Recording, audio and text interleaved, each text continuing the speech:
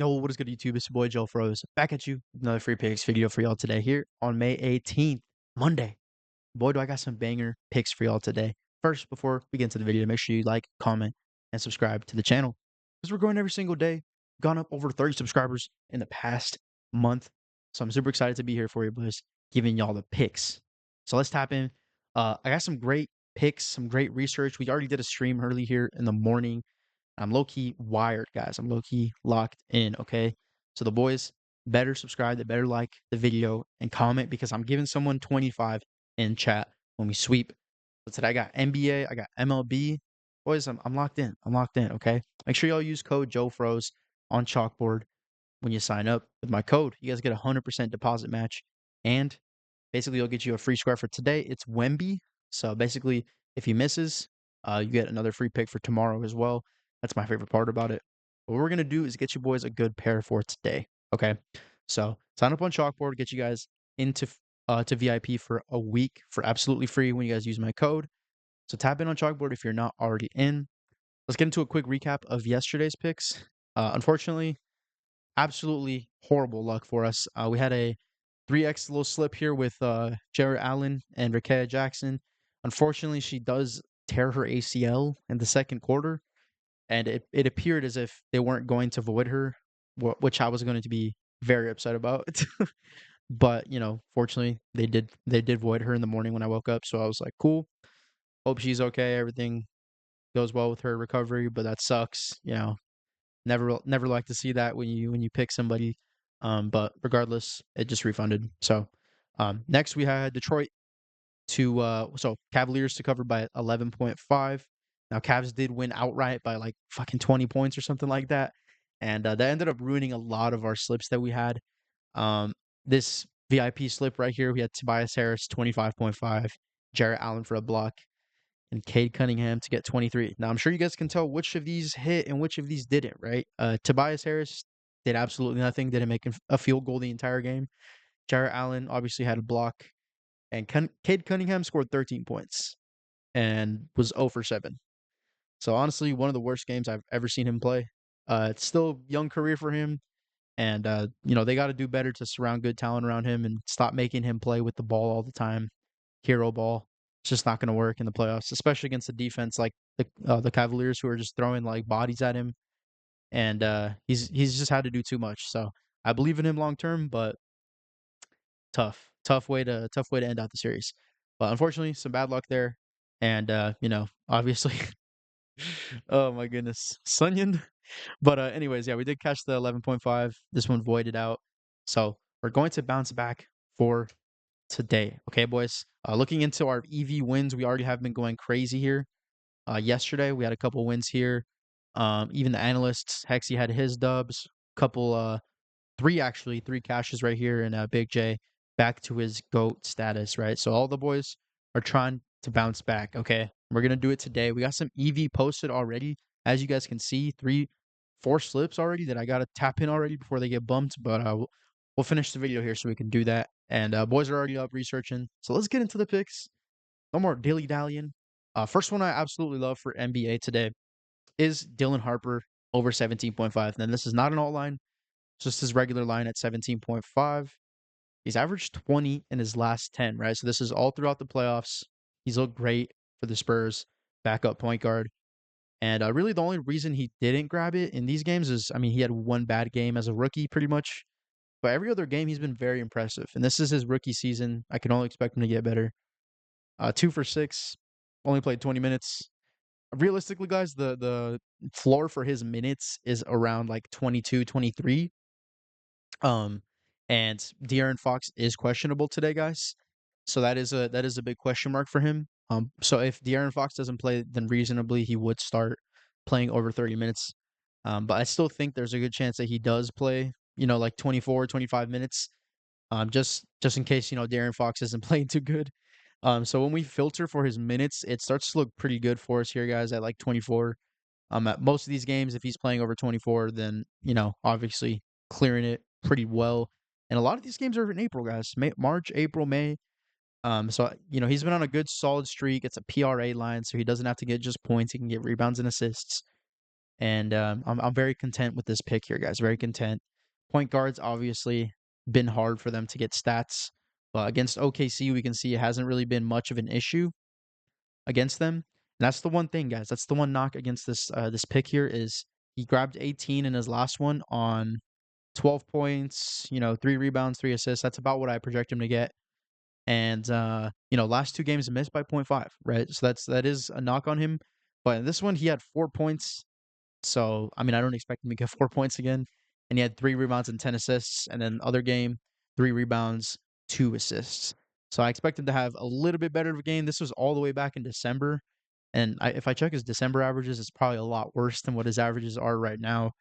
Closer to like 18 and 20, guys. So I think right now we're going to see this line go up as the playoffs go on. And we're going to start to see it at like 19.5 by next game, 20.5, especially if he starts playing more minutes. So I'm going to get on him early. I'm going to get on him quick before the value seeps out. So Dylan Harper, first one I like.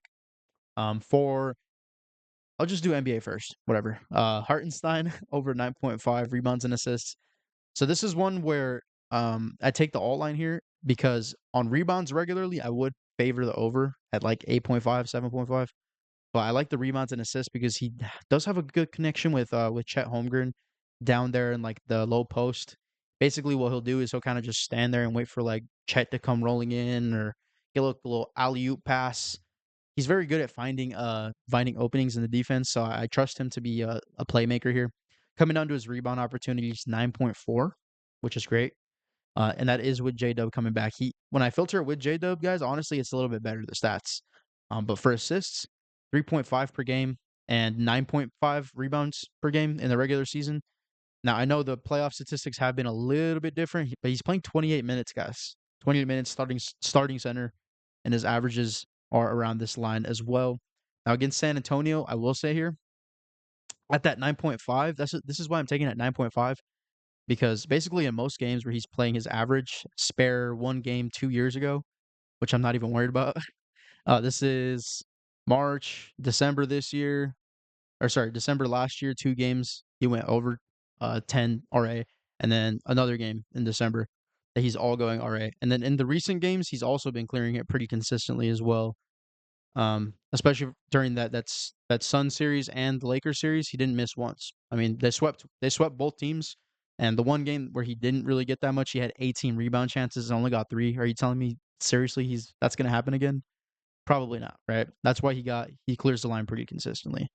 And that's why I'm taking this 9.5 because in the playoffs he has hooked at 10 a little bit. So I think this is just a solid spot for minutes. If he plays like over 28, just with the amount of rebound chances he's getting as a starting center, like for me, this just screams over. Just screams over. So I love this pick for Hartenstein, guys. If you want to take his normal rebounds as well at like 7.5 or 8.5, I don't mind that as well. Just because he's been very solid on those rebounds, guys. But yeah, and I will point out that versus centers as well, the Spurs are in their last 7. They've been playing a lot of good centers, man. They had Klingon, who's well, I will admit not that great. But they had Rudy. They're playing against Nas, and they're giving up good amount of rebounds and assists to that position. So you can see Rudy here, 10, 10, 7, 13, then 2 fucking duds because he's shit. But to start the series out, he was really strong on those RAs. So we're gonna do the same thing for Hartenstein. I think Hartenstein is better than Rudy in terms of rebounds and assists anyway, and kind of just being an overall like offensive big man, just a good big man. All Rudy can really do is just be big and defend. Let's be honest. Shift his feet, really good shot blocker, but come on. Hardenstein should grab it today. For MLB, boys, we got 2 great plays for you. Honestly, I have a lot more too that I like, but these are like my 2 favorite based on the pitcher and hitter rankings. So we do have a sheet here where we can kind of see like who has the best matchup today. And we see Jake McCarthy versus Mackenzie Gore. Now, he does have a limited sample size versus him, only 6 plate appearances. But in that sample size, he's absolutely cooked him, bro. Absolutely cooked him. So we come down here to his head-to-head. Now, I will say, first off, left-handed pitcher, Mackenzie Gore, right? 3-3, pretty low strike rank, 4%. That's not good. Giving up a lot of hits at 79, and that ERA at 4.5. Ugh, not good, not good. And the park factor is great. We're at Coors Field here in beautiful Colorado. I've actually been there. It's gorgeous.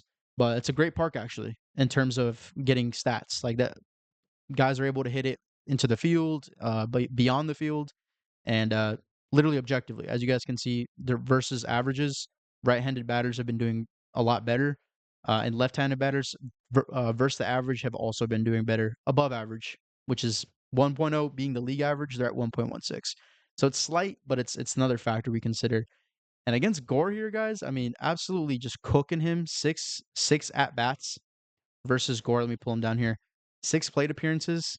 He has 6 hits on him, so he has not struck him out. Has not nothing. Every single time's a hit, and 5 singles, 3 triples. Or sorry, 5 singles, 1 triple. So that for me, this is an elite head-to-head matchup here. Especially his recent matchups have been good too. He has 3 and 4 against the Diamondbacks, literally just 2 days ago. So great series for him, coming off a pretty strong May here. It looks like. Yeah, in May he's been very solid, guys. Very solid. One of the better hitters for the Rockies for sure. So I do like him. I do like him to go over hits, runs, and RBIs today. 1.5. Even the hit, guys. If you want to take the hit, like that's literally just a little free square right there for him to get a hit today. Because that head-to-head matchup is hard to ignore for Mackenzie Gore here on Texas. So I love this play for McCarthy. 1.5 HRR. And even plus money right now too. Plus money right now. Most of them think he's going to go under. I think the over should be favored in my opinion, but the hits look. If you want something that's like favorite, it's the hits. It's the hits. And in terms of our last MLB play today, guys, we got Shohei Ohtani over 1.5 HRR.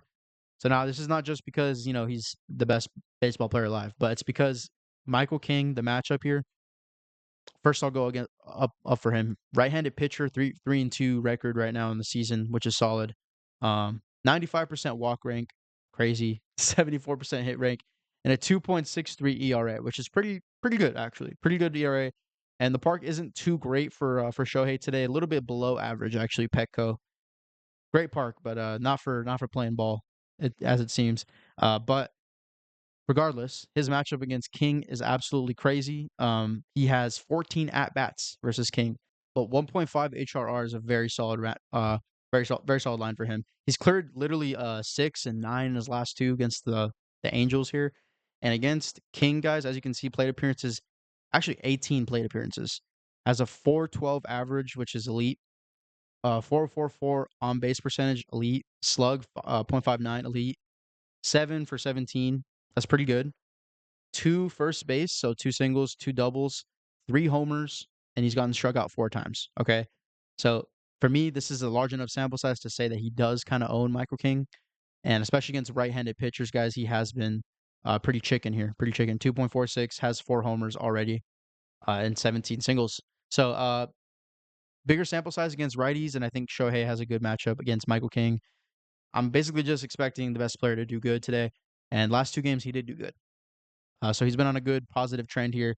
This May has been pretty good for him. I mean, not his best start to a season.